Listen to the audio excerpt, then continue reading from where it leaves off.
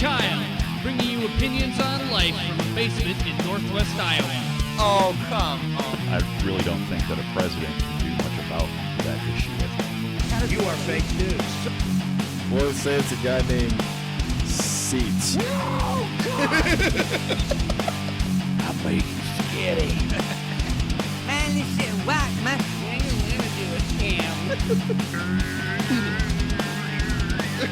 I want to save him until he goes through puberty. How dare you?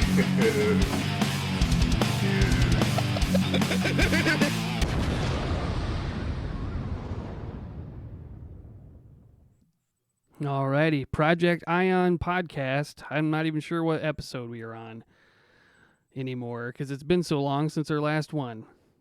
But we got Tony Condon and Adam Forsyth with us. Thank you, gentlemen, for Hello again. being on the show. Appreciate it. Yeah, Looks I'm like you're really on honored to be number invited back. 57 there, Jim. What's that? Looks like you're on 57 there, Jim. 57? Okay, that's the episode. Yeah. We it's been a good month plus, I think, since we've done an episode. It may be longer than that even. So yeah, we got to get on a more consistent upload schedule, otherwise we're never going to make it big.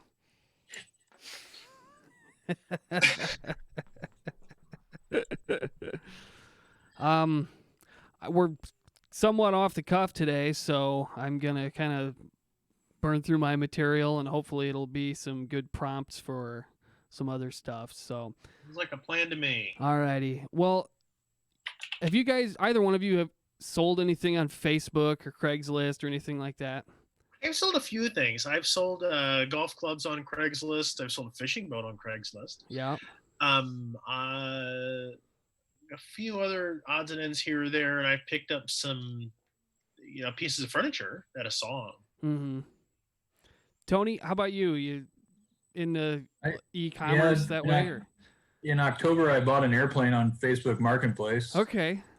So, Oh yeah, why don't you talk about that a little bit? That plane is pretty cool. So that's it's from the Yeah. 40s or 50s or something? yeah, it's a 1947 Cessna 120. So it's a two-seater, 85 horsepower, cruises 100 miles an hour. Just a simple old airplane, fabric-covered wing, aluminum fuselage. So it's kind of a little bit of an impulse buy. Leah thinks I'm having a midlife crisis, I guess. So, Nothing wrong with that. yeah, Nothing wrong with that at all. Yeah. I've They're- been they're- putting around and using it to kind of commute. I go to Salina and Manhattan fairly regularly doing check rides, and it's a more fun way to travel than my Subaru. So, Oh yeah, no doubt. I'm sure. And you said it was yeah, I found 19 it on Facebook Marketplace. This guy Okay. in Indiana that had it, and everything went smooth. We had some mutual friends though, so it was, and a few of my flying buddies went out there and had a look at the plane ahead of time before I bought it. So I was pretty comfortable sending him some money and doing Sure. the deal that way. Very cool. That would be. So 47, so that's right post World War II. Did they make a lot of planes the same Yeah, kind of there thing? was this. All the manufacturers were hoping that everybody would come home from World War II and want to be a pilot, and so in 1946 and 47, Cessna and Piper and them were cranking out like thousands of airplanes a year, and the boom, of course, like most, didn't really materialize as hoped. Mhm. But they were just dumping these little two-seat training airplanes on the market at that time. Okay. That's cool, man. Is it Yeah. does it hold enough fuel? Can you fly all the way from Wichita to Estherville or Yeah, I could. It holds 25 gallons of fuel, but it only burns 5 gallons an hour. So at 100 miles an hour, you could go 400 miles, 450 miles before you had to stop and get gas. Okay. As long That's as a you crow have too much flies wind. pretty much. That's not turning left and right and left and right. I mean, that's.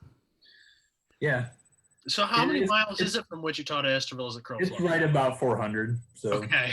Yeah. So push it in. yeah. So for years we've been flying home occasionally in like a Cessna 172. Yeah. And if there's no wind, we can make it nonstop. And if there's a headwind, we usually stop in like Nebraska City or somewhere halfway for gas. So, Okay. yeah. Very cool. Yeah, that's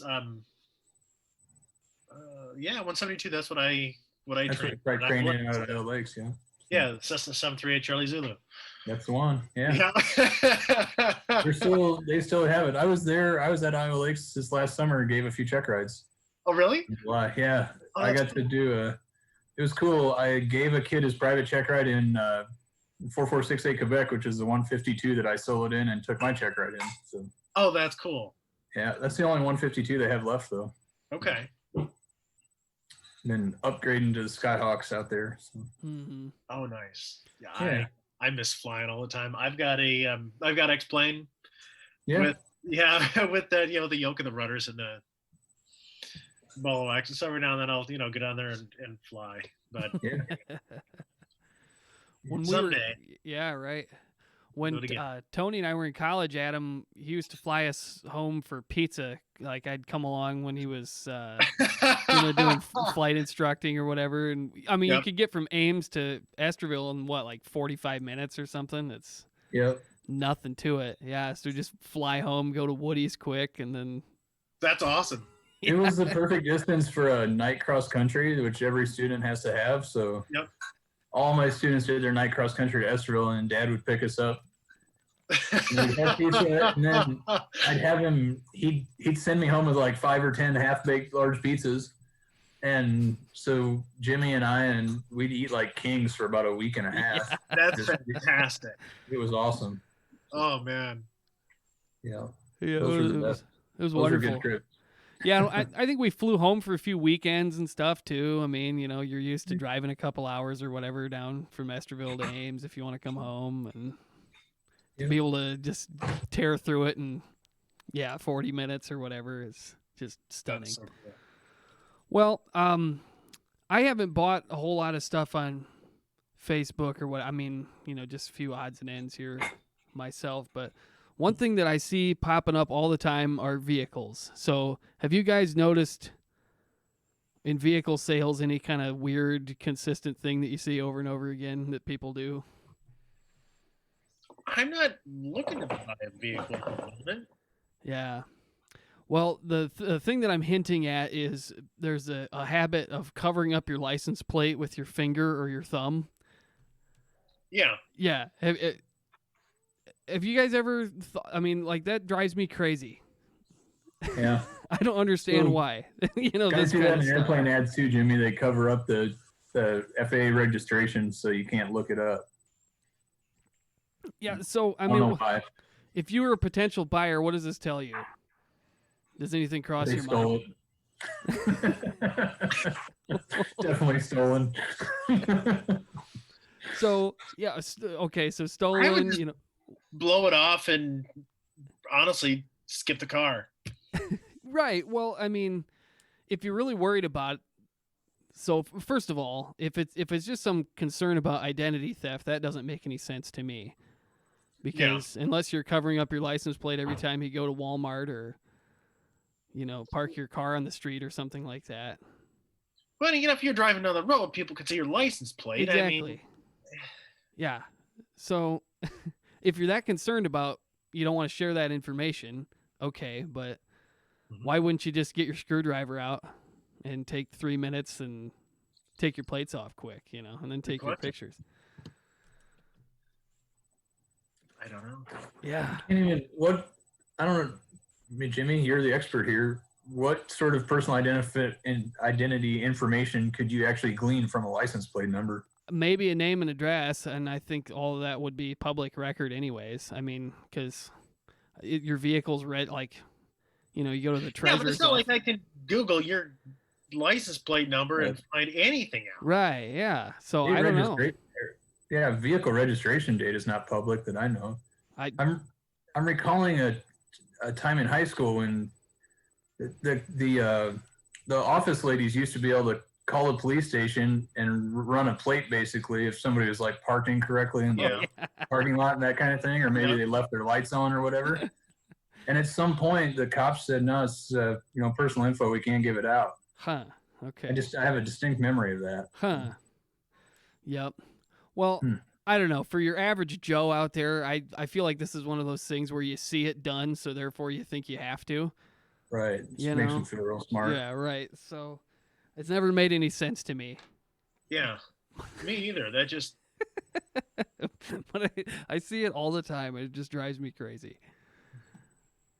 Anyways, that was just a quick one-off, but I wanted to. the same person who wears the mask while in her car. Yeah, right. Or alone by yourself in an empty field or something. Well, speaking of masks and stuff, I mean, I think it's probably over for the Donald. Hey, the Electoral College has not voted yet, Jimmy. Here's the current It's not electoral over. map, Tony. It's 538 to 0. It's That not, is the current that's the current map, all right. it's not looking good. And I think there's some. I think the state attorney general in Kansas might have something to say about that one. Every time I turn on the news, he shoots himself in the foot again. He has been going on and on about the vaccine, and then he bitches about the vaccine. It just, I'm over. I think 99.9% of reasonable people are ready for this whole saga to be done.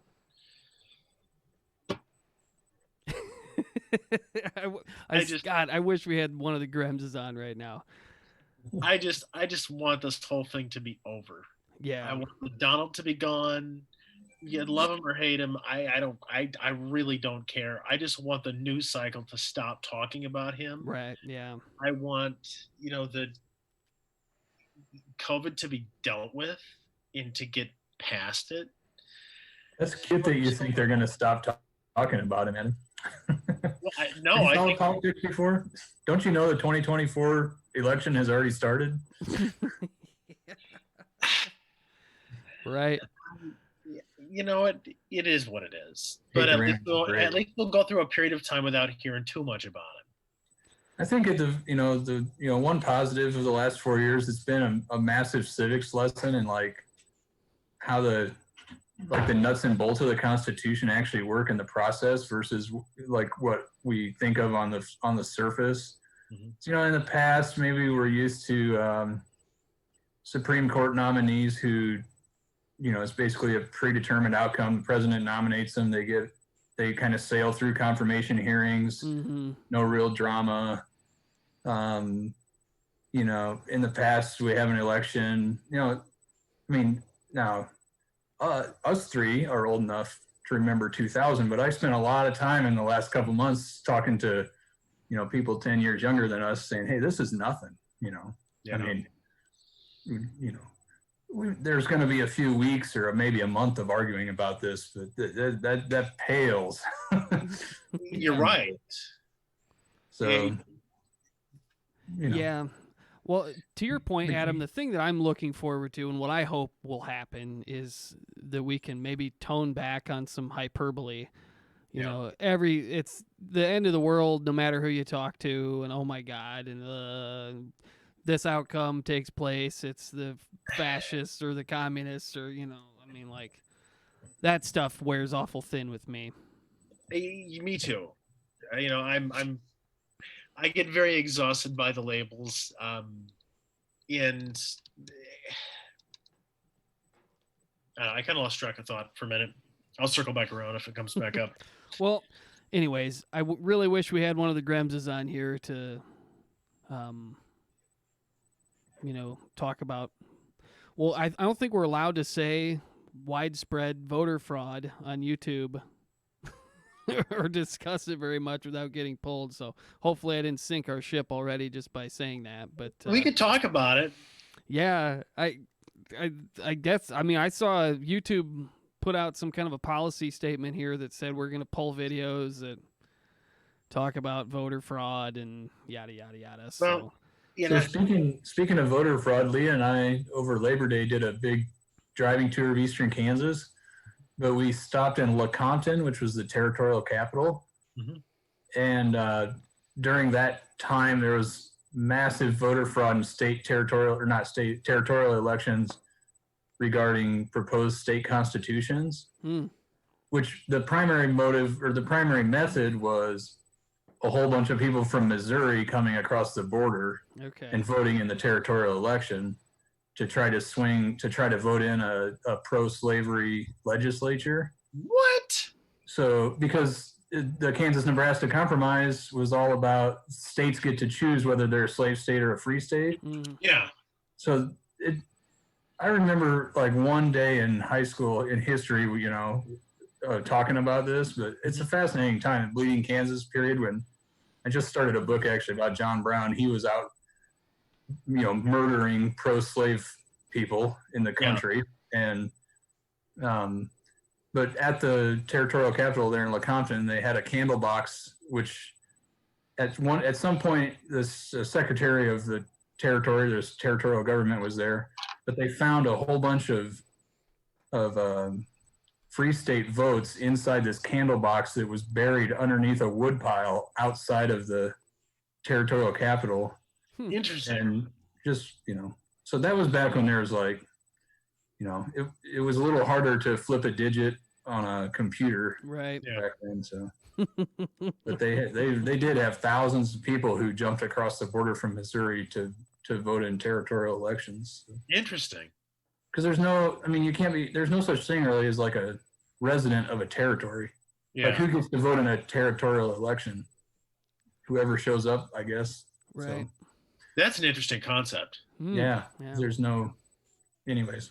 When you finish your book, Tony, you'll have to come back on and give a Yeah. brief lecture. Maybe we should all read it. We can talk about it. This There it is is. the title. I picked it up in Osawatomie, Kansas, which is where the John Brown Museum and the house that he stayed in during his time in Kansas is kept and there was one of the first big actual battles between free staters and pro-slavery people took place in what is now the city park in Osawatomie, Kansas. It was a fun time. We had a good time. Saw a Civil War battlefield. Saw Big Brutus, which is an amazing piece of machinery. That's the biggest, it was an electric powered shovel that was used to clear dirt away to dig down to the coal seams in southeast Kansas. So it was used in strip mining. Very cool. Yeah. So that's been my favorite recent example of voter fraud. It's not like this is a new concept, I guess. That's the thing. It's just Yeah. Right. Well, as long as, outcomes hang in the balance on votes, I suppose people are going to look to fraud it up a little bit. Well, I am disappointed that the Gremses are AWOL, but as you can see, 538-0, Kevin has taken this pretty hard. So pretty decisive. Yeah, I guess the last report I had on Kevin was that he decided to join Antifa and go out to Portland. So he figured can't beat him, join him. So, here we go.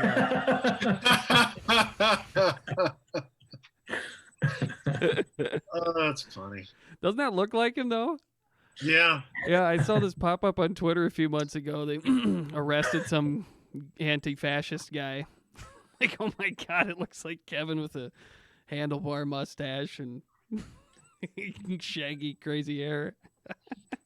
That's fantastic.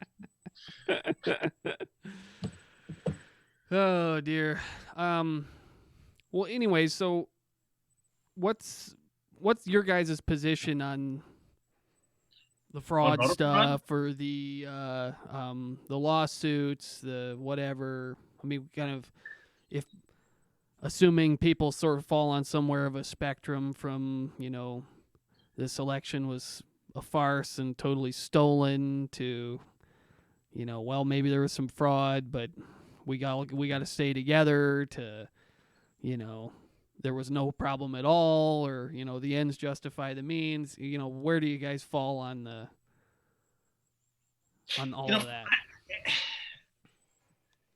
I don't think there was widespread voter fraud. I think when you hear things such as, well, 100,000 more people voted in Wisconsin than, were registered. Well, Wisconsin has same-day voter registration. So, 100,000 people, found this election enough important to register to vote so they could vote, or they became of age to vote, or they moved to the state and registered. I mean, there are so many reasons why you can have a higher voter turnout than voter registration turnout.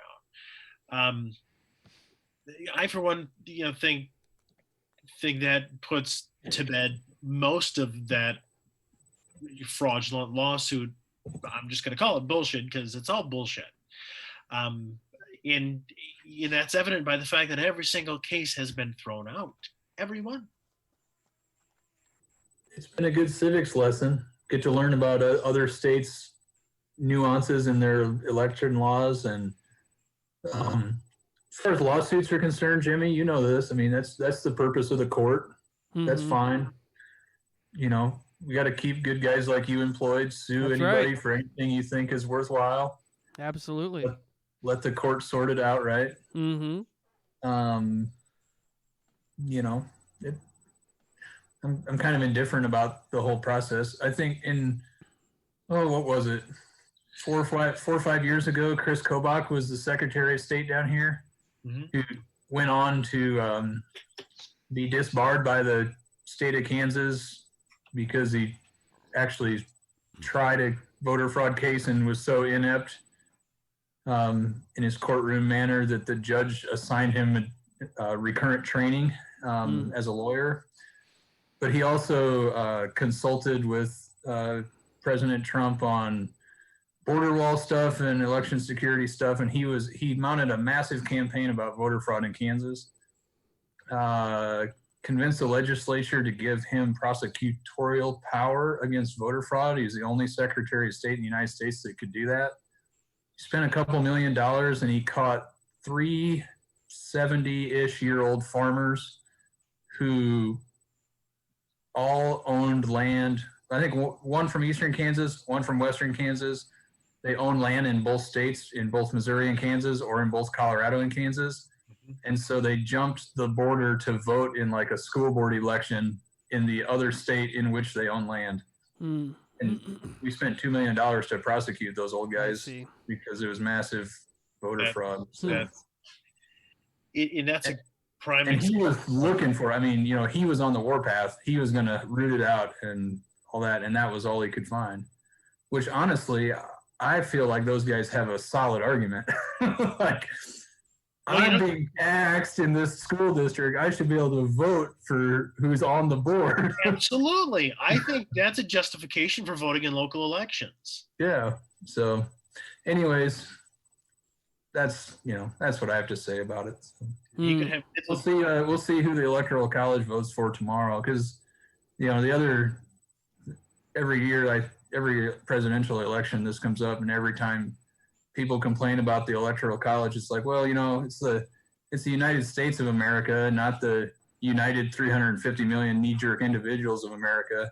And the states select the president. That's the way the system's designed. And the states each have the ability to decide how their electors are distributed. So if you don't like a winner-take-all system, you should talk to your representative about getting a change in your state. That's my feeling on that. Well, and I think the point that you made about it's not several hundred knee-jerk or several hundred million knee-jerk individuals. It's the United States of America. And we complain about the Electoral College, but the Electoral College always works as expected. Mm-hmm. It works. It works the way that it was set up to work. And I think we know how the Electoral College is gonna vote, and I think that's probably a given, just because they've never done the unexpected. And I certainly can't imagine they would do that in this situation, especially. But no, I don't know. I think that the fraud claims is kind of a grasping at straws, a flailing of the arms to try to catch anything you can on the way down. Mm-hmm. It'll be good. The big question is how long until Tiger King gets pardoned? That's what I've really been waiting for. Yeah. So. I hope he is. I want him to be on Dancing with the Stars. Yeah, seriously. I mean, right after Carol. Yeah, that On one bitch hand, Carol you know- Baskin, right? Oh, wouldn't that be great if they got paired up? The they could if Trump would have waived that one 2 weeks before the election, saying, "Hey, if I win, I'll pardon Tiger King." Oh yeah. Could be a different outcome. I'm curious as to what the difference would have been. Yeah. Might have been never fairly know. substantial. It's not too Yeah. late. You could try to sway the Electoral College. Right, there you go. That could be what puts it over the edge. Yeah. Oh, Supreme dear. Court was gonna. That's how he could swing the Supreme Court too, right? Mm-hmm. Yep. Well, honestly, I haven't studied it very much, as far as because I just know that there was a flurry of lawsuits all over the place. I And thought I the suppose- Texas one was interesting. Mostly because I was like, well, when I first heard about that, Texas was suing Pennsylvania over that, saying that the way Pennsylvania changed their electoral election laws violated the Pennsylvania state constitution or whatever. And I was like, I don't think Texas gets to decide that or complain about that, which is Yeah, I think. basically why the Supreme Court rejected it, I guess. Yeah, well, I think what did they just say that Texas had no standing to make a? Yeah. Although Alito, I think, and Thomas said that they should have taken the case, just because the purpose of the Supreme Court is to solve disputes between the Between states. the states, yep.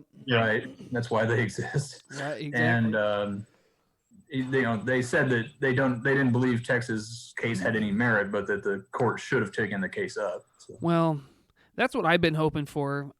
I just want to see the knockdown, drag out court drama. I mean, that's doesn't get much better than that. And if you think, the different hearings and presentations of testimony and so on and so forth are good, I mean, just imagine what the oral arguments would be like and stuff if they had all this come in front of the Supreme Court. But Well, didn't the Supreme Court just kick one back and say you need to bring a case with facts, with factual claims instead of bullshit? Well, I don't know if they made any. I mean, if you're referring to the Texas one, when a court tosses something out because nobody has standing, they're not really making a comment on the merits of the case necessarily. It's just they're saying you, the plaintiff, don't have an actual. You're not damaged by There's no this. damage, yeah. You don't have a cause of action essentially. Right. So, I mean, you could maybe make a case. Yeah, maybe you could make a case that the door is still open for some sort of a hearing on the merits of something alleged, but there has to be the aggrieved damaged party has to have standing to bring suit against the defendant. So, I don't know. It's interesting. All the commentary about packing the court and we got too many conservatives on here. I mean, this was a very textual conservative reading of the Constitution to toss something out like that, to say that there's no standing. I never once thought that a Supreme Court packed full of legitimate people would ever side in Trump's favor on election stuff at all. That was never really a concern that I had, and I always thought that was kind of a stretch to just try to push back against the packing the court with conservative justices. Yeah, I don't know.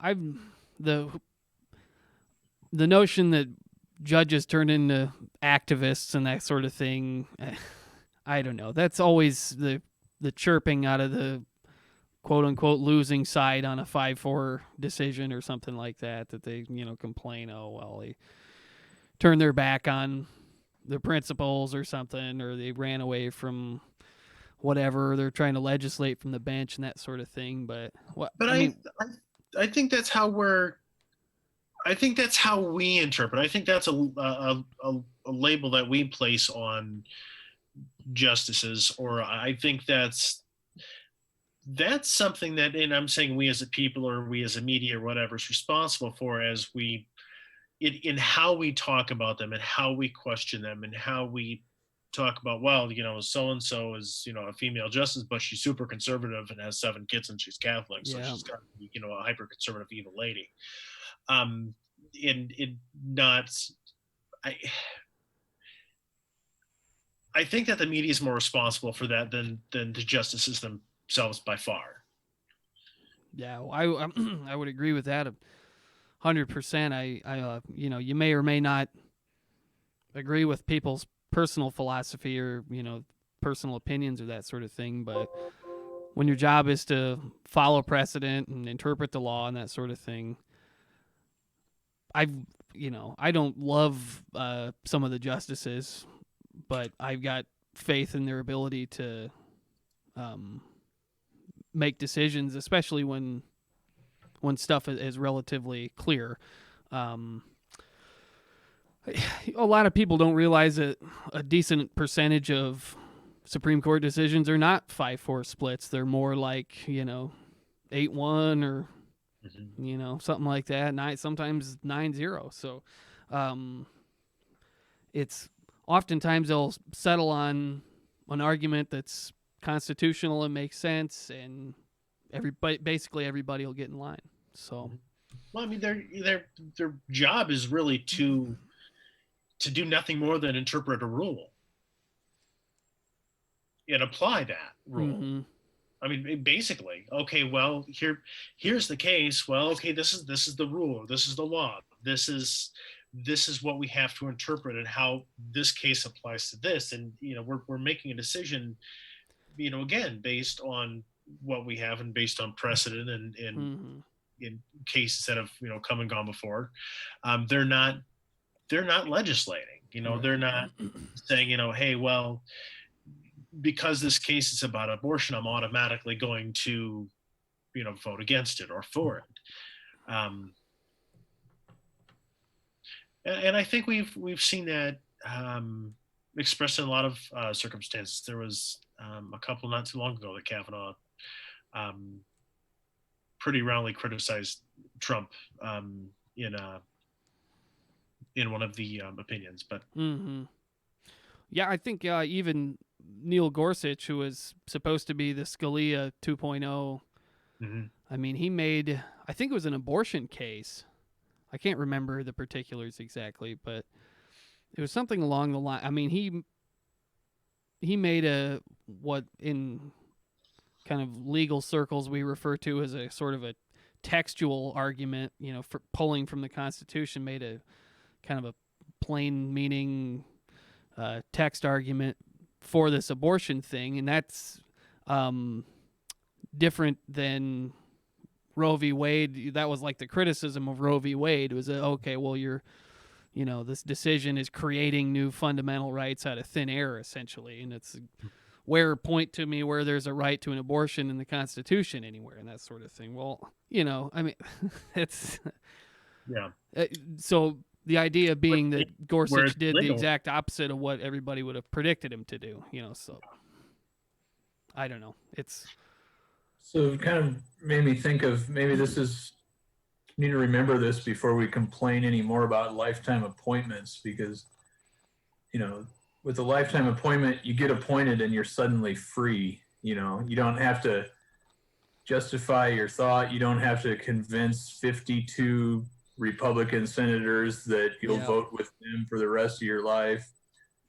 You don't have to continue to try to convince constituents that you're the right one for them. Mm-hmm. You don't have to be reappointed or reelected every 10 years. So. Yep. You can make the right decision without the fear of repercussion. Yeah. Well, and I'm sure that's the justification why they have You're that for this. suffocated in the middle of the night, in a ranch in West Texas. There's always that possible, but not get too far off topic. So. Yeah.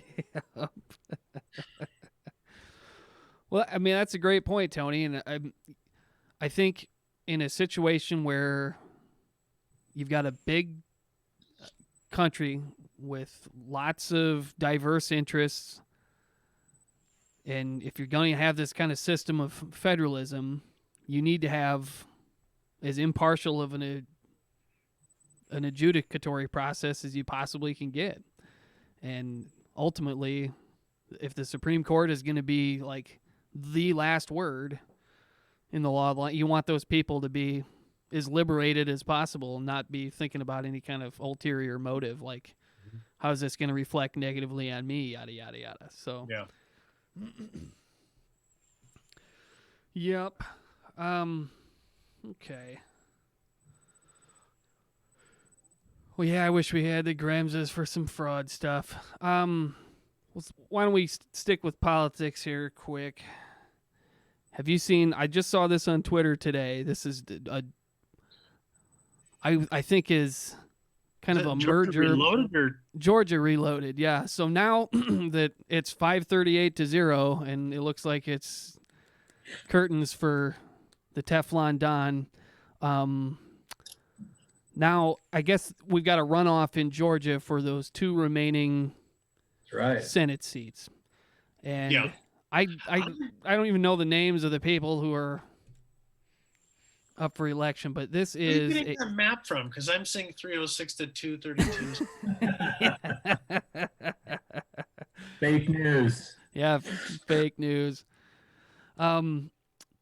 Anyways, I think we're entering into kind of a new act here where it's just like the merger of politics and entertainment is kind of taking on a new spin here. So Yeah, I would agree. check this out.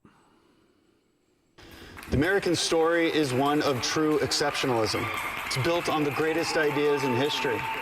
This victory tonight, it's about you. It's about defining those. Sorry, folks. I'll be right back. What do we got?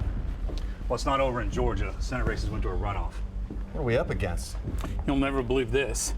Far-left activists are attempting to gain full and total control of the U.S. government. That we secure a Democratic Senate majority so that we don't have to negotiate in that way. Should these Senate seats be lost, all will be lost. You supported the Green New Deal. You supported Medicare for all.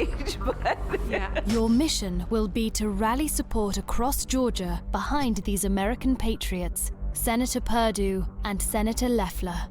They must win. What's our situation on the ground? We have 2 patriots down there, Senator Loeffler and Senator Perdue. Great fighters with a great message. They just need a little backup. Last question. What do you want to bring? Bring everyone.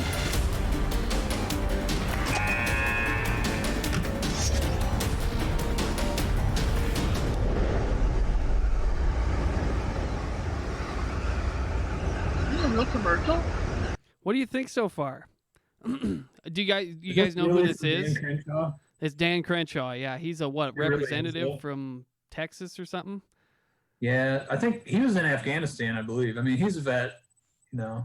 Yeah. But he's definitely been trying to make a name for himself in the last year or so. Trying pretty hard. Yeah. And it looks like he's trying pretty hard. Well, believe it or not, it gets better.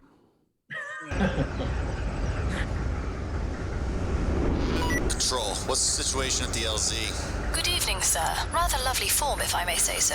But we do have a small problem at the landing zone. So-called anti-fascists, an ironic term given their propensity to, well, act like fascists, are patrolling the area. Recommend we shift north 3 kilometers. How does that sound? Negative. I want to say hello to the greeting party. What's the bearing? Always one for a bit of drama. 90 degrees from your current heading. Be well, sir. Man, where is this guy? Yeah, dude, it's gonna be dark soon.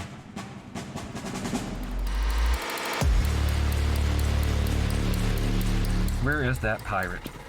Alright.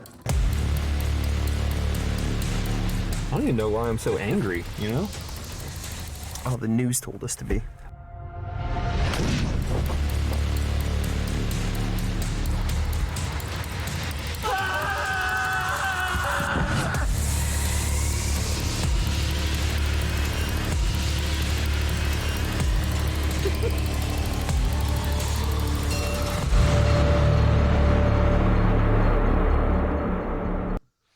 Adam, you got this just perplexed look on your face. What's going through your head right now? Wow. Wow is about all I have to say. I mean, that's over the top. That's a little over the top. It's a bit. I think over the top is an understatement. So Crenshaw is like the AOC and Bernie of the Republicans, apparently. Exactly. He's like the big gun you pull out at your campaign. I think they're going to have as soon as I heard that this was going to a runoff in Georgia, but that Trump had lost, I'm like, oh, he's going to screw it up. Yeah. He's gonna, all of this complaining and suing and everything over the presidential election is just gonna rile up every Democrat in Georgia to turn out for this election. Well, you're That's right. a big one. That's the thing that just like always, people think, oh, the president. Control of the House and the Senate is what matters. That's the big thing. So, I mean, you don't even have to look back 6 years to figure that out. Yep. You control the Senate, no Supreme Court justices get through. You control the House, no bills of any kind get through. Yep. So the president can't do shit if he doesn't have something to sign, Exactly. Yep. Yeah, because you can only do so much with an executive order, as much as Trump tried. And Obama. Oh, yeah. Obama. Yep. You can get a couple 100,000 federal employees to do something one way, but that's Yep. On the subject of executive orders, speaking of history items, I listened to a really awesome lecture about the executive order and like when it kind of came into place. And I guess Teddy Roosevelt was the guy who really took advantage of the executive order.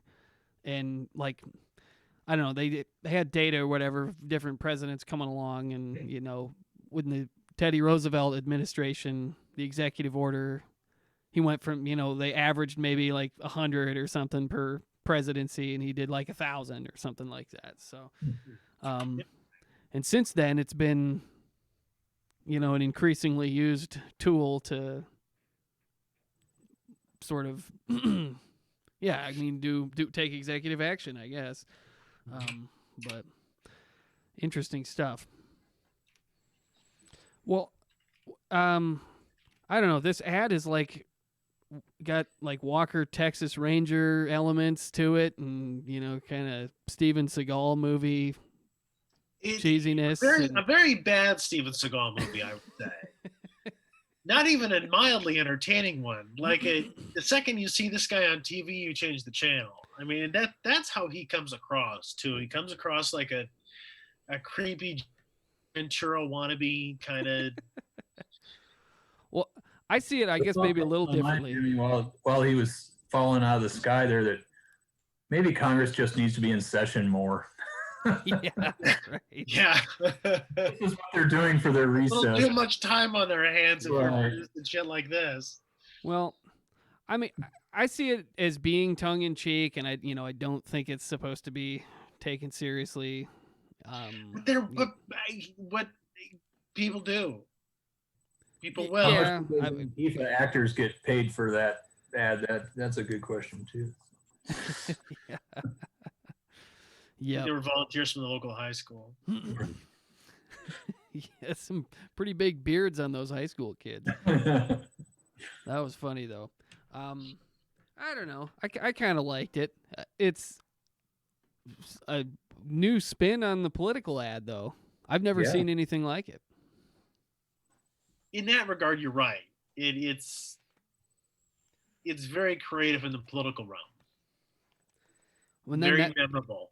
And that begs the question, are we happy to be here or not? To where this is like the new frontier of political ad. What's your take, Tony? I don't like it. I mean, they used to have duels and break down into literal fist fights on the floor of the House. So, Well, yeah, but I mean, that was that was just a different time period, you know. Of course, you know, and this is a different time period. I don't like theatricizing politics any more than it already is. It's already emotionally charged. It's, you know, religiously charged. It's, you know, the very core of people's, you know, being for many people is wrapped up in who they are politically. We don't need to dramatize that anymore. Yeah, I definitely am not a fan of well, the word has escaped me, but politicians as celebrities, I guess, would be a good description. Yeah. Well, and it seems to be the natural progression as I think back to, you know, presidential elections that I've paid attention to in the past, I guess. You know, I'm thinking like Mitt Romney, you know, like a department store mannequin, like all these kind of dry, like what was the worst ad you'd see? You know, some kind of commentary, mudslinging type, just like casting aspersions and stuff. But this is a whole new thing. Yeah. Yeah, politician is an action star. How cool is that? Yeah, right. I mean, he looked like a character out of like Mortal Kombat. Yeah. Is Dan Crenshaw going to be selling action figures for Christmas? I mean, I'll bet he already has them. A great stocking stuffer for, you know, your Republican kids' friends. Right. Well, and in fairness, I mean, it was AOC selling the $60 hoodies. What's that, Tony? Not much different, really, than an RBG bobblehead, that kind of thing. Yeah, right. I think was AOC's got the $60 hoodies and stuff. Like she's selling merch. You know, there's like a kind of a like a brand that goes along with being a politician, right. And I don't know. It's this kind of cross pollination of where we go for our entertainment and also politics that I don't know. I'm sort of sympathetic to the notion that I want to keep those things separate in my life because politics is, for me at least, can be kind of a draining subject. There's only so much brain power that I can allocate to trying to take that stuff in. At some point, it just drives me crazy, and I want to be able to escape it. But if everything has a political angle all the time, I don't know. It gets too much to handle. Yeah, no, I hear you. Absolutely.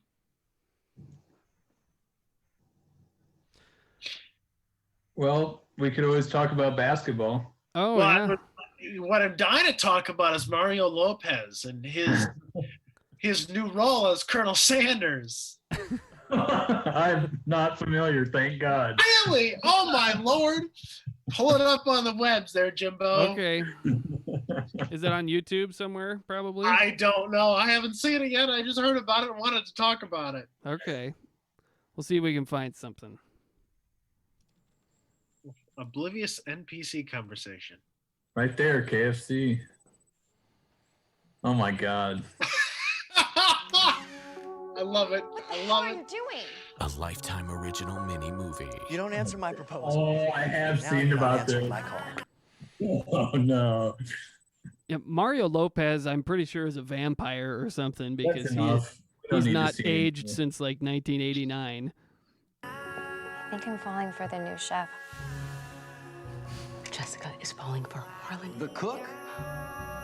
Leave Jessica alone and skip town.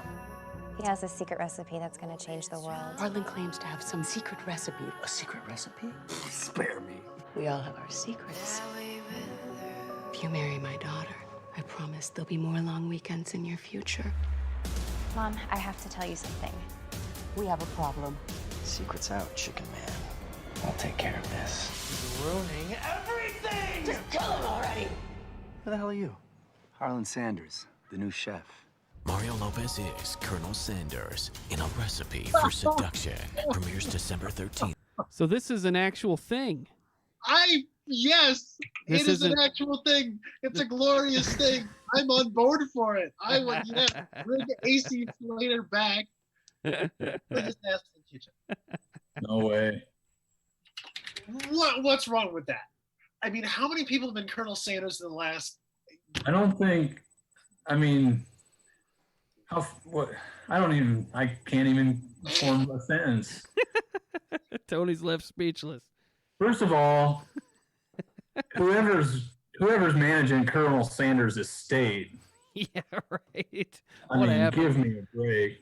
It must be, I assume, one of his kids or something. But man, how far has that brand fallen? Good Lord, this is like. Yeah, I think this is risen. I mean, this No. is the shining beacon of chicken. Shoot people everywhere. Looks like a porno. It's just terrible. Hey, I haven't seen McDonald's do their own porno. I mean, come on. Lifetime. Yeah, no, this Lifetime is movie. Oh my Oh, god. so good. I've been much more interested in the new Taylor Swift album actually this week, so need to get it downloaded. But pretty Okay. excited about that. Today was Taylor's birthday, so. Was it? Okay. Yeah. I don't. Well, Chris, no, I guess I did listen to Taylor Swift on the radio today. Has she turned 30 yet, or how old? 31. 31. Yep, Okay. 31 today, yeah. So I saw Taylor Swift in concert in Cedar Rapids. You did? When we were in college, yeah. So she was 17 then, I think, or 18. Okay. Josie and Jody came over, and I was there working at Rockwell Collins. So Okay. Pretty there you cool. go. Been a fan ever since, I guess. Nice.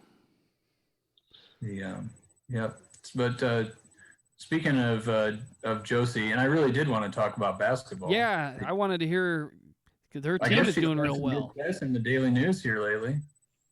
So she's been starting for Briar Cliff all season, Yep.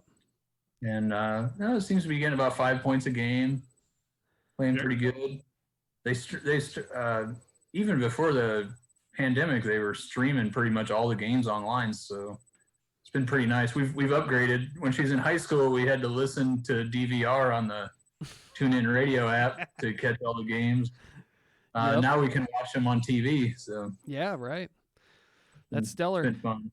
And Very I cool. saw the cutouts of the whole gang in the stands. That was really cool. That was fun. Yeah, Jody sent me a text a couple weeks ago. She's like, "Hey, $20 each. We can send in our picture.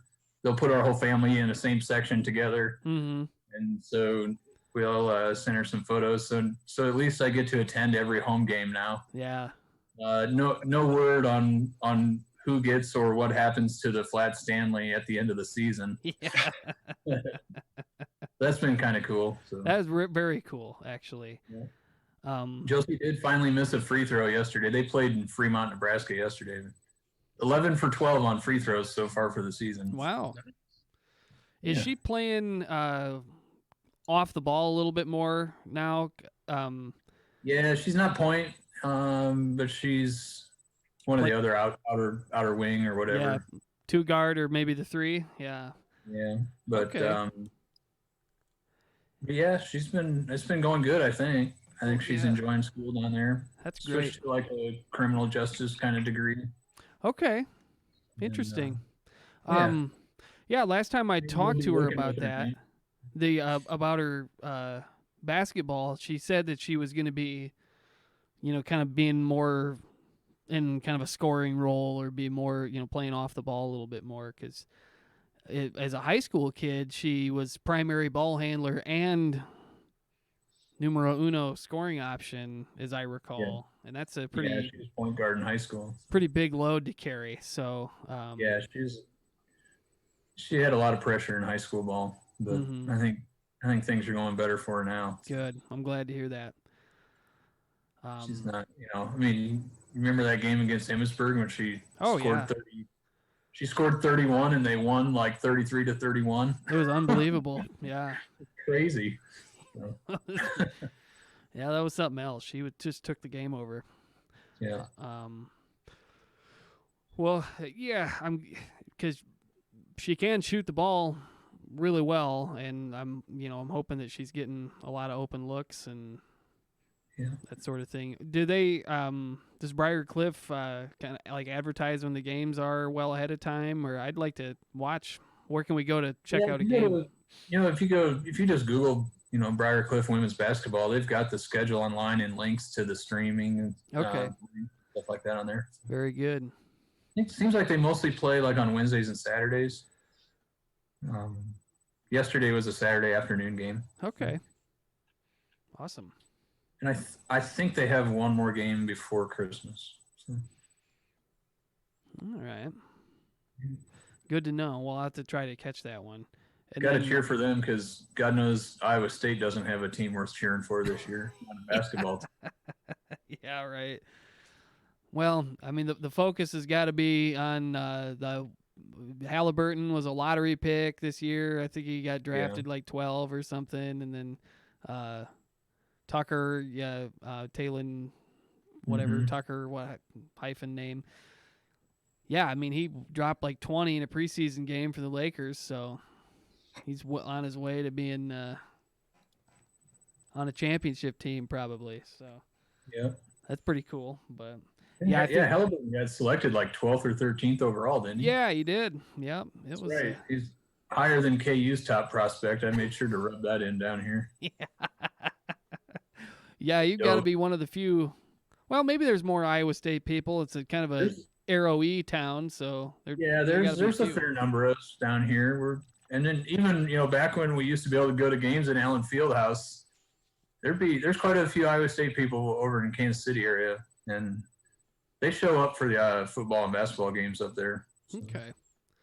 We made it to the football game this year. That was fun. Nice. But last time that Iowa State played football in Lawrence, especially the second half, was over 50% Cyclone fans. Oh, wow. Really? Well, KU football's pretty bad at them. It's really bad. Yeah, they're always bottom of the Big 12. 0-9 this year. It's worse than normal this year. They didn't even win their non-conference games. So. Yeah, epically bad. What happened? I mean, they were pretty good not that long ago. Well, they had 2008. They were good. Mike Mangino was the coach, and they went to a pretty good bowl game, maybe the Orange Bowl or something. But then they found out Mike Mangino was mean to the players, and so they fired him, and that was Yep. Oh, same thing happened to Wichita State's basketball coach. So. That was a while. Yeah, that was a while. That was 2008. That would have been. Yeah, it doesn't feel like that long ago, but no. Historically, KU has always had a terrible football team. I mean, they've always had a great basketball team and a terrible football team. Yep. Well, we got to sing Iowa State's praises in football this year, and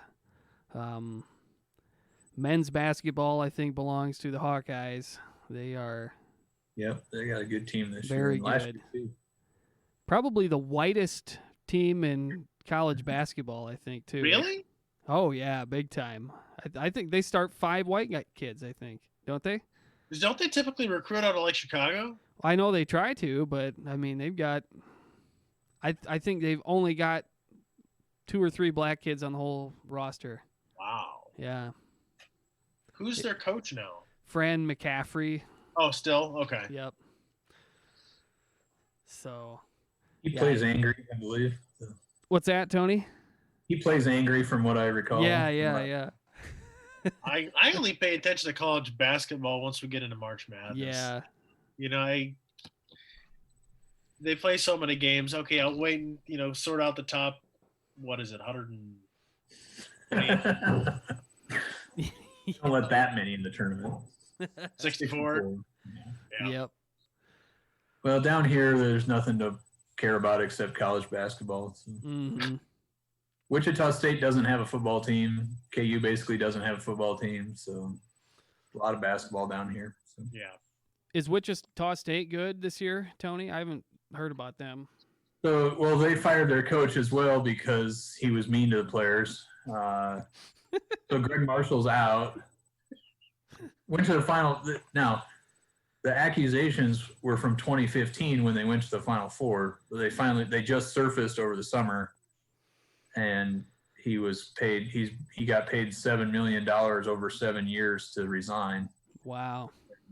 He had like the number 1 or number 2 contract in the NCAA. I mean, he had a sweet contract with Wichita State, but they pushed him out because he put a assistant in a chokehold and hit a kid, and I guess you can get away with that when you're winning. But did they have it coming? That's all I want to know. Yeah. I don't know. I wasn't there. Sometimes. So one of the assistants taken over. They're pretty so-so. I mean, I don't think they're anything fantastic this year or anything. But I can't tell you how many kids I've seen kicking the ass by Dean Trug. Yeah. Oh yeah, for sure. I think many in the administration took a big sigh of relief when Mr. Trug retired. Probably. Yeah, but hey, that was a hell of a cinnamon coon, wasn't it, Tony? Pretty darn good this year. What's that? Midget football did good this year. Yeah, they were good.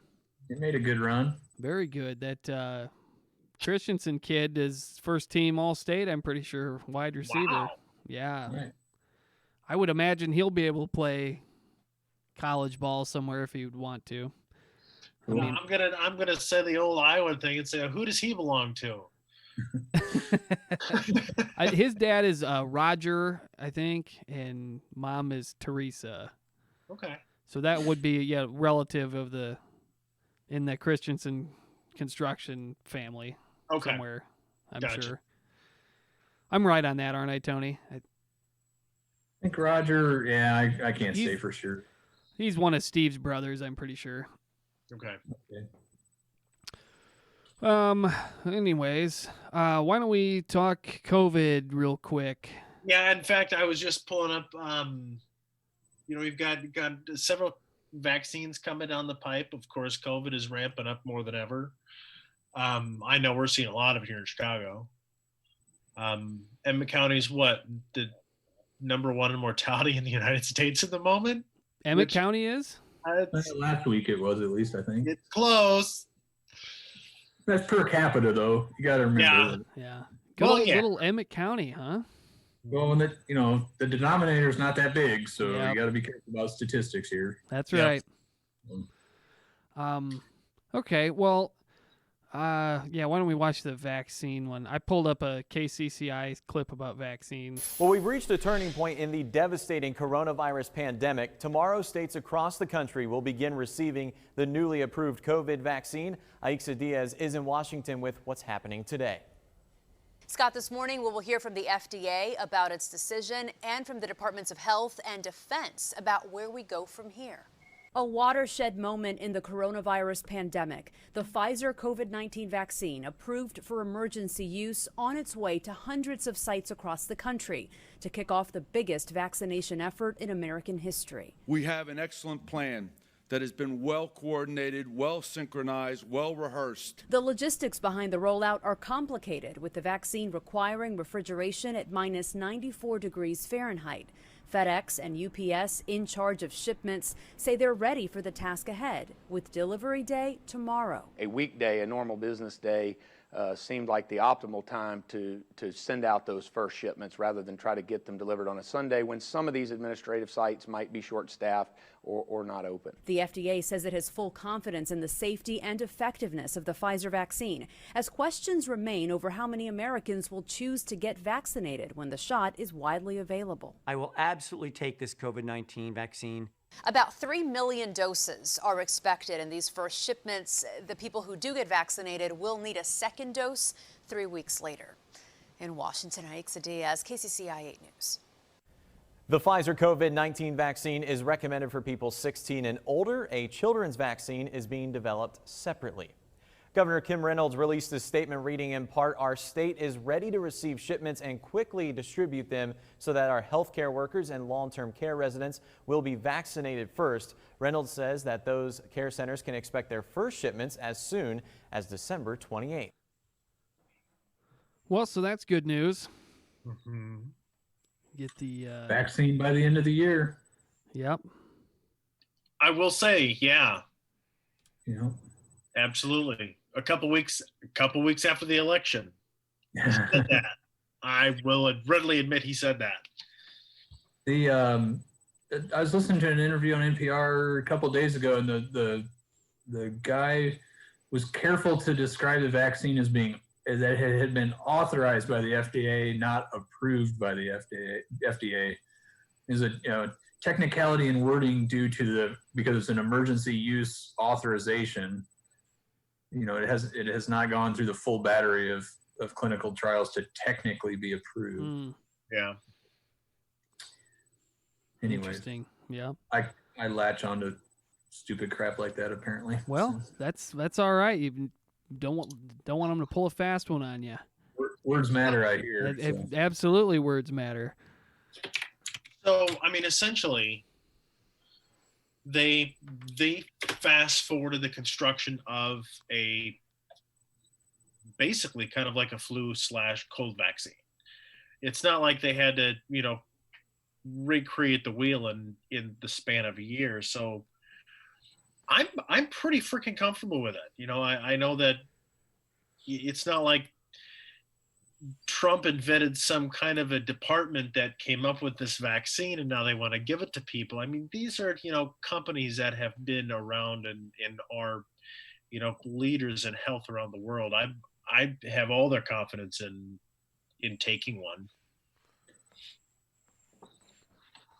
Do you think that there will be a big enough constituency of people who will not want to take the vaccine to where it becomes a problem? Or once they see enough family members die, I think they'll be convinced to take it.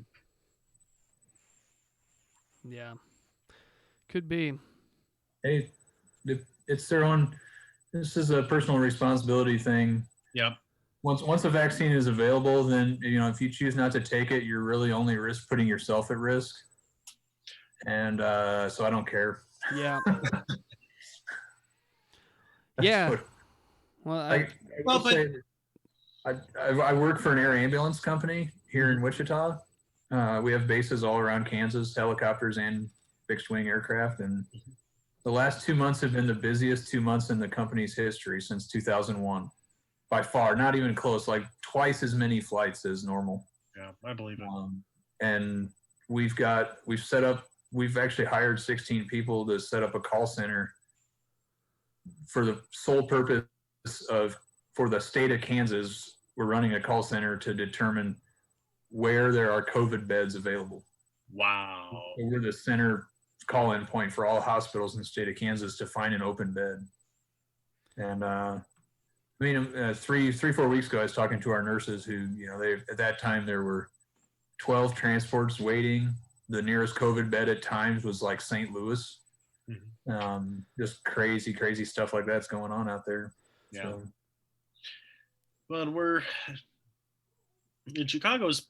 We're being hit hard. I mean, our numbers of deaths are in the just shy of 200 typically every day, or they're bouncing between 150 and 2 and change. We're heaviest hit in the poor communities in Chicago. The south side and the west side, in places we were not seeing anywhere near as much of COVID in the north side and the northwest side, but we are starting to now. Everybody is swamped all the time. Every funeral home is busy. Our funeral home, our corporation we've got 2 refrigerated trucks right now, and I don't know if we're going to be getting another one or not, but it's crazy. And then we're limited on the number of people that we can have in funeral homes and services too, depending upon where we are. So only 10 people, but no, it's very real. It very much is. One thing that I'm curious about, though, is we see the mortality rate so much higher this year. I wonder if it's going to compensate for that after we have a vaccine and after herd immunity kicks in, because COVID's taking a lot of people that were probably going to go in the next year and a half to 2 anyway. How many of those people are going to So like if You know what I mean? Yeah, if you looked at like a 3-year window. Yeah, counted I up mean, all is it the going to da- go? yeah. Is it going to go like this? Yeah. Mm-hmm. But I don't know. Hard to say. Is that, in your experience, Adam, is that the largest percentage of people that are succumbing to COVID, or the most infirm among the population? Oh, yeah. Oh, yeah. Most of these people were sick already. Yeah. Most of these people were, in nursing homes or long-term, care facilities of some kind. Mhm. If they were younger, more often than not, they had, at least one pre-existing condition. Yeah. So Early on, the biggest outbreak in Emmett County was over Valley View and Armstrong. That's Jimmy? right. Yeah. There was a ton of cases over there. Yeah, they got in, and I think quite a few people passed away too. It was. I just looked at Google says 881 cases in Emmett County with 23 deaths. Yep. What's the percentage on that? Whatever 23 divided by about 7,000 is. I don't know. You're the engineer, Tony. There's a reason I went to law school. Let me pull my calculator. So how many people? How many people died? How many people died? 23. 23, according to Google, of county population is 9,253. Divide that out, and it's 0.0025. But how many people got sick? 800 and change? 881. So the mortality rate is, 2.6%. Yep. Which is higher than the average. From the statistics I've seen on the most reliable news source of all, which is Facebook, you are correct. Yep. Yeah. So the mortality rate in Emmett County for people who are catching COVID is probably at least double the average. I don't know what that says. But. That's, I guess you come to that figure off the confirmed case. Yeah, that's though, the right? other thing is, I've talked to family members in Emmett County who tell me about, like, the entire Quastad family apparently had it, but really only like 1 or 2 of them actually got tested, because the other ones were like, well, pretty sure we know what this is. We're feeling fine. Or we're doing good enough. Don't need to go to the hospital. Yeah. Didn't see really the point in going and getting tested. So, Mhm. so actual case numbers, of course, are probably higher. Plus you have Well, that's true. these mythical asymptomatic cases and stuff like that, where surely more than that. Yep. But as long as all your numbers are derived from the same flawed statistics, then they can still be compared, right? Yeah, absolutely. Well, I think there have been some attempts to extrapolate what they think the actual amount of infections are, and then the deaths, I guess, are relatively static. Maybe there's a few more deaths that could be attributed to COVID, but when you do that, obviously, when you figure out the true mortality rate, you'll probably be able to use that mortality rate to figure out what the true infectious rate is. Or infectious rate. yeah. Okay, I'm not following you there. When you figure out the? So, what I'm saying, you do the statistics in reverse.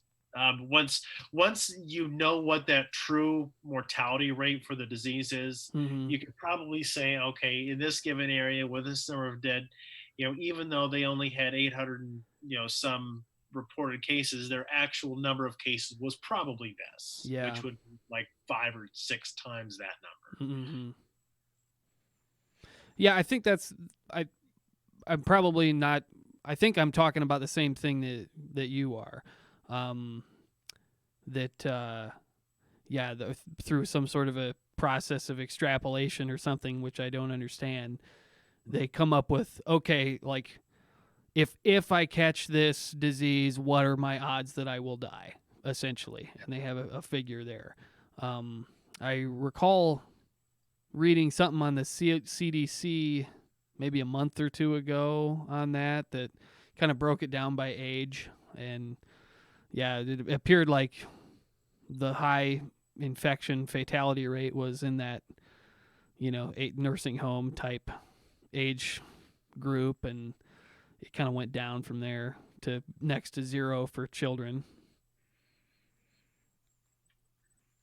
Yep. So interesting So, stuff. Adam, are you coming home for Christmas? What's that?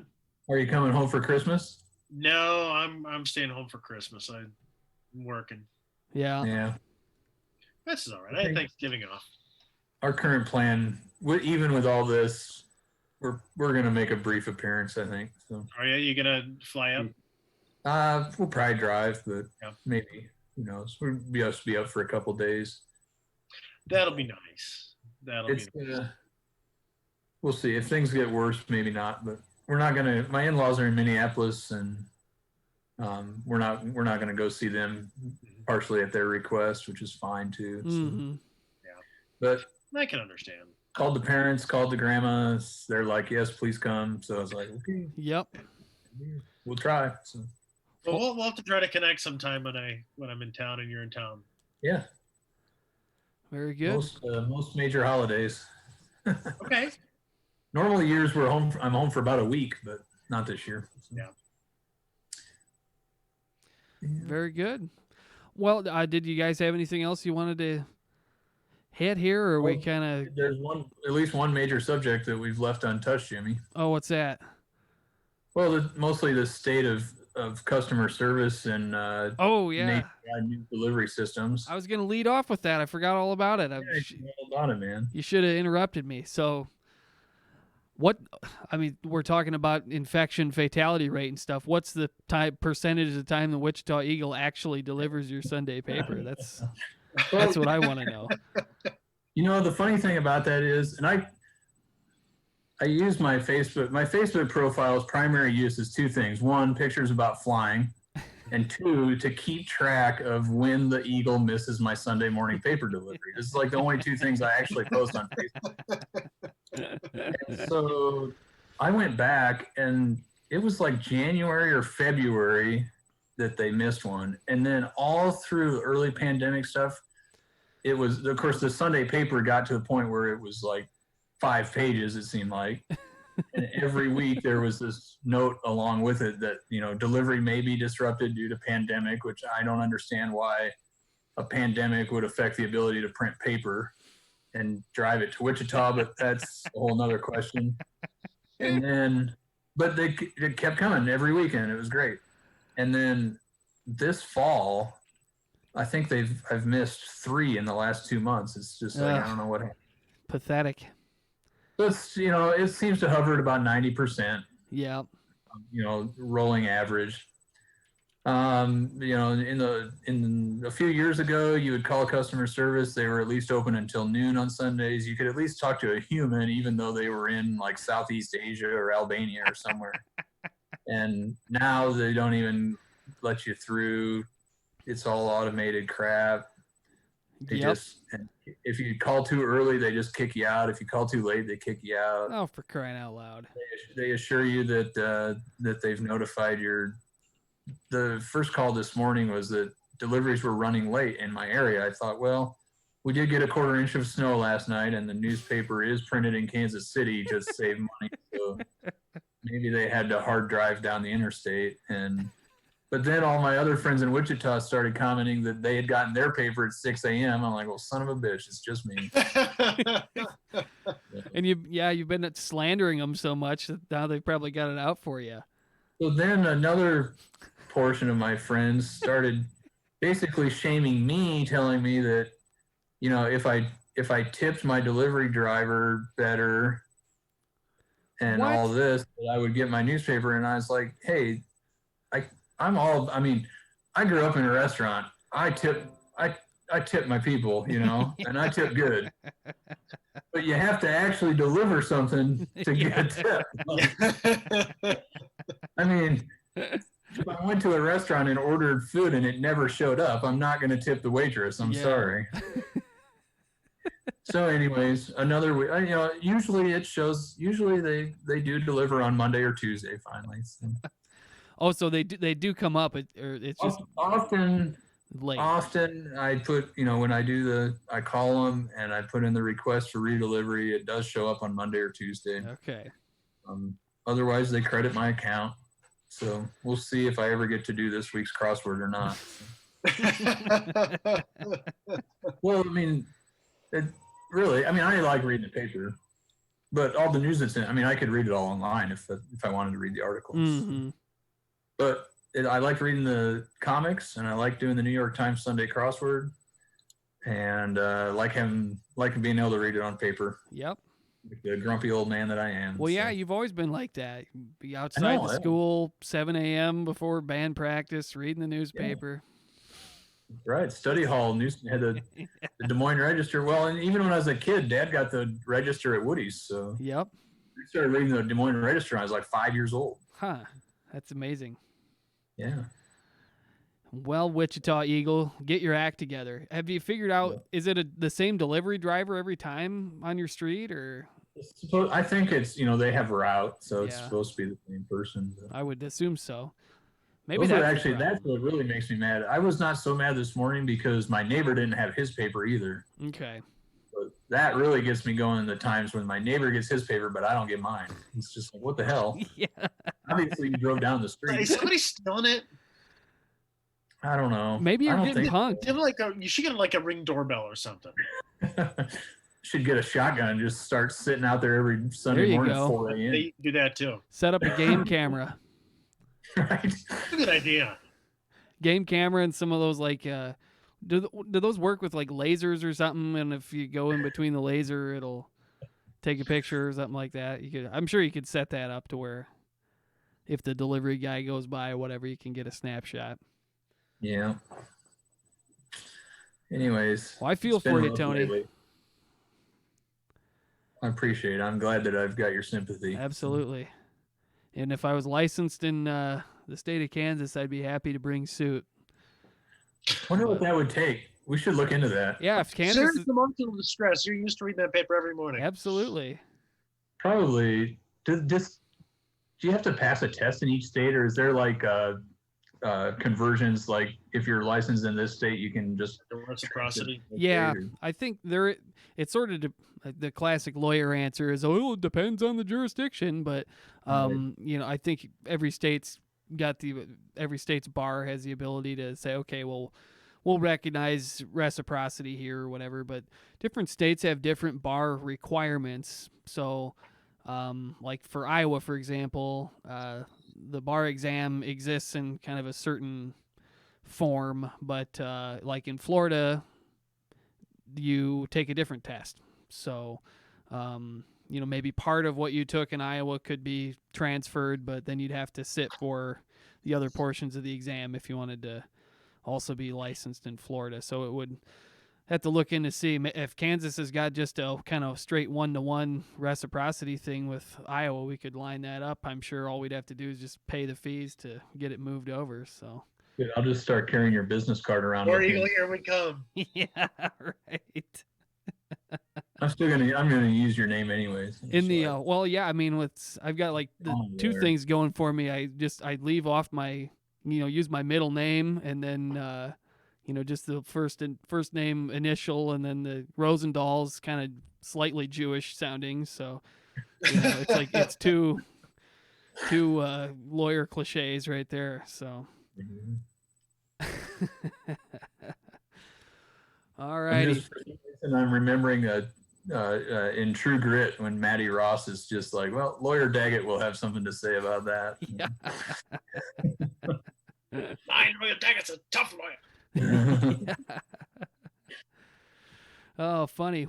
Well, guys, thank you so much for being on. I sure appreciate it. I hope we were worthy of posting on YouTube. Oh, absolutely. Hey, only other thing that I thought of, the Geminid meteor shower's peaking tonight. So if you've got a clear sky, have a look outside tonight. Ooh. Too much. We're talking about like 1 meter per hour. Yeah, that's a peak tonight. Okay. 1 per hour or 1 per minute? Sorry, Okay. 160 an hour, 1 a minute. So. Wow. Okay. I think we have too much light pollution here. Yeah, you're gonna have to drive a ways. Yeah, because I'm north of Wrigley by about 3/4 of a mile. Yeah. We'll save it. We'll have to save for next time, Jimmy, but we can talk about minor league baseball the next time you have me on. I got plenty to say about that. Okay. That would be cool. Yeah. And I found a video that I thought of you, but I will save it for the next time you're on. It's some guy launching, it's like an Estes rocket, except it's shaped like a Saturn V, and it's like 15 feet tall, and it's humongous. Oh, yeah.